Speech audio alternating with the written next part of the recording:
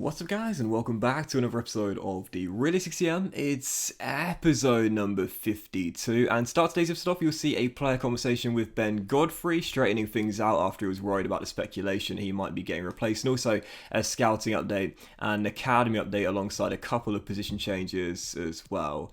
Before we dive into the first games of today's episode, the first one being the first battle against PSG, which I'm super excited for, just want to real briefly discuss what happened for me yesterday and for you guys on Sunday. Now, of course, as we know, the European final went to penalties between England and Italy, and it ended up being a heartbreaking defeat for England on spot kicks. Not for the first time, as we know, as the Italians reigned supreme after Donnarumma made 3 straight saves to give Italy the European Championship.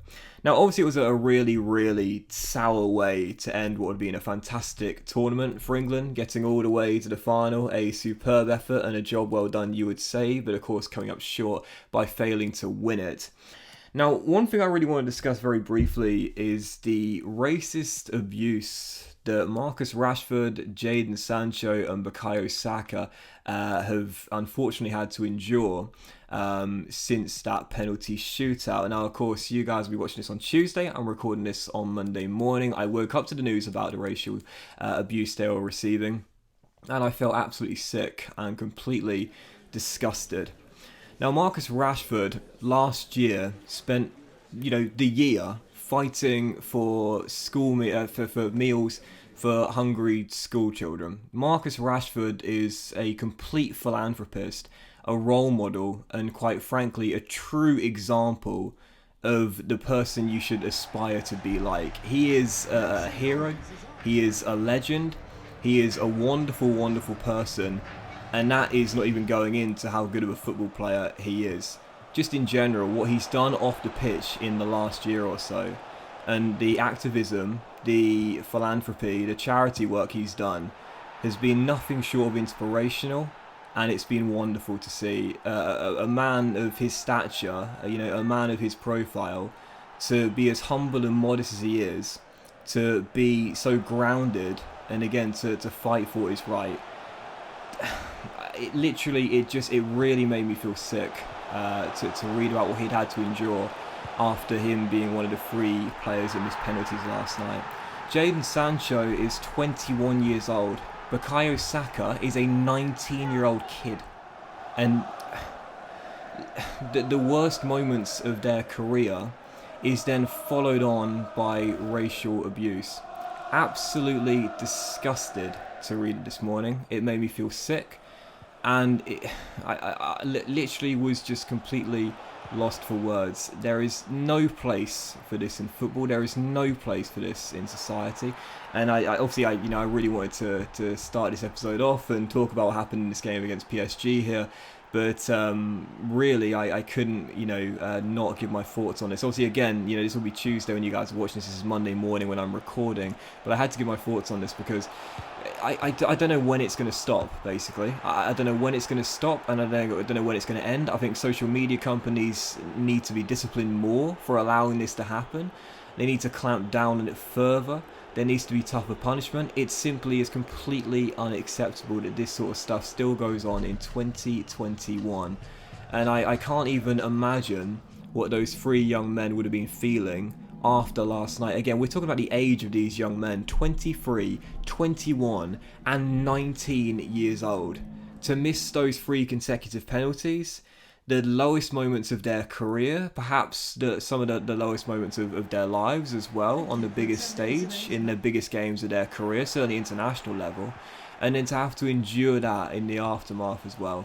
Absolutely despicable. And I literally just, honestly, I genuinely, I really did feel sick this morning, because this is just not on. And at some point, something serious needs to happen, and social media companies need to kick up the backside, to be honest, because this should never ever be allowed. Not now, not ever. And I couldn't believe it. So solidarity to all 3 of those young men. Support to all 3 of those young men, as most England fans and most people would of course give. Just simply not on. And for the progress England made throughout the tournament to get as far as they did, to do as well as they've done, such a disappointing end And unfortunately, you know, just that just left a real sour taste for everyone, I think, quite frankly. It really was despicable to have to read that this morning. I was so sad, and it's just not on. At some point, something needs to change. So moving on from that and talking about the Euros in general, I have to say what a fantastic tournament it was. Just real briefly, I do want to discuss it whilst I still have the time. Fantastic competition, full of so much drama, and it really was an excellent watch. I have to admit, I do think the best team won overall. I think Italy were the team of the tournament and deserved winners as well. I thought they were a better team on the night. I thought Mancini, fantastic alterations made at half-time that totally changed the complexion of the game. And once England did concede what was, to be fair, quite an unfortunate leveller, it just seemed as though Italy were definitely going to go on to win it. I thought England did quite well, actually, to get a foothold in the game and to try and last as long as they did, to take it all the way to penalties. But Italy were deserved winners, so congratulations to the Azzurri, no doubt about it. I definitely deserve to win the tournament, best team in the tournament, and best team on the night as well. So Italy deserved winners, but in general it was a really fun tournament, wasn't it? Really fun indeed. Obviously getting delayed from last year. I was wondering, you know, whether it would have as much excitement this year. You know, a competition delayed by a whole calendar year, would you still really capture the excitement? But yeah, it really was fantastic. There were some absolute cracking games, some thrillers, goal gluts, you know, dramatic penalty shootouts, including in the final. Just a really awesome tournament, and I have to say it was a great spectacle. For the players did a fantastic job, especially considering the emotional circumstances they were under, what with the COVID protocols, and of course, as we remember, of course, the Christian Eriksen, the unfortunate tragic incident back in the group stage as well. But the players put on a really good spectacle all throughout the tournament. Credit to all the teams in the tournament. It was just such a fun watch. And yeah, really enjoyable tournament, and it's great to know that in just 12 months' time we'll have a World Cup coming next year as well. Not a 2-year gap, but a year gap as well. And also, real briefly, going away from the Euros as well, can I just say as well, for Lionel Messi, congratulations as well for winning the Copa America too.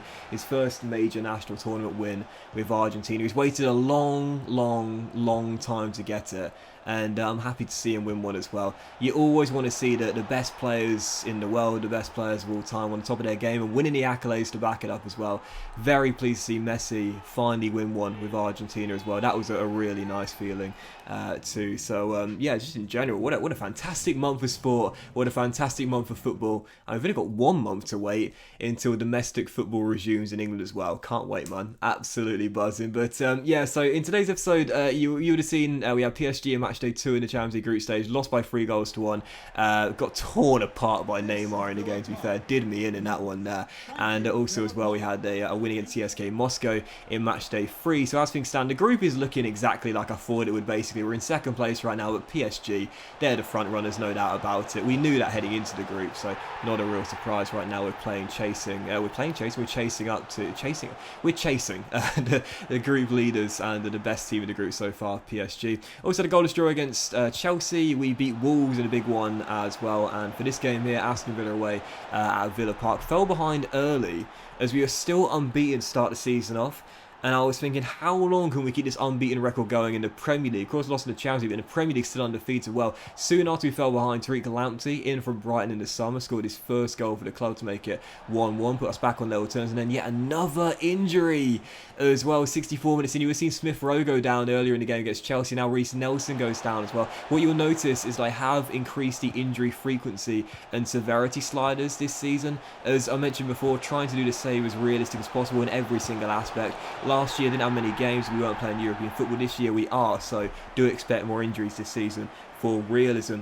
And with 9 minutes to go, Aston Villa would get themselves in front through Rodriguez to restore the lead and make it 2-1. I was thinking this could be the first game of the season in the Premier League where we slip up and fail to get at least a point. Have our first defeat of the campaign, but in stoppage time, Saka rolls through Luis Suarez, and the Colombian rescues us right at the death. This guy's been great since coming in, man. Absolutely superb. I love these celebrations and the camera angle as well. And I know when I talk about it, I sound like a complete broken record, and you're sitting there thinking, mate, you said this about 30 times now, we know it. But seriously, I know it's a very obvious thing to say, but if you're looking for realism and immersion in your CM projects and in your CM saves, as Reece Nelson's injury, like Smith's Rowe, was just a bruised shoulder, definitely when you're playing away from home, take note of where the away fans are housed. It really, really is important, again, for the immersion. It looks fantastic when you pull off like a late celebration like that. It looks really, really cool, especially when they're situation specific like that one, keeping our unbeaten start domestically alive with that big point there at the death, rescued by Luis Suarez. So 2-2 there, little bit of a struggling patch then for Arsenal. Already our first defeat of the season in all competitions against PSG. Back-to-back draws in the Premier League. But the final game of today's episode, Carabao Cup, round of 16. Plymouth Argyle Lower League coming to take us on here at the Emirates Stadium. Got in front very early onto the game, and then Kasper Dolberg, right for the breaking turn provider for the first, gets the second, and 2-0 victory. And as I mentioned before, we don't care about the Carabao Cup. But if we can go far in it, as we have done so far, I'll then start to take it a little bit seriously. We're into the quarterfinals, we're into the last 8, and you'll see we've been joined against Newcastle United and Magpies for it as well. And whilst I had no interest in the competition whatsoever at the start of the season, now we're into the last 8 and a chance to reach the semis for the first time in my managerial career. I've got to say, I might well take that game a bit more seriously there as we get towards the latter stage. That will end today's episode of the Realistic CM, guys. I hope you have enjoyed it. If you have, then please do drop a like. Much love to you all. Have a fantastic day, and I will see you for the next episode of the Realistic Career Mode as we play Match Days 4 and Match Days 5 in the Champions League very soon.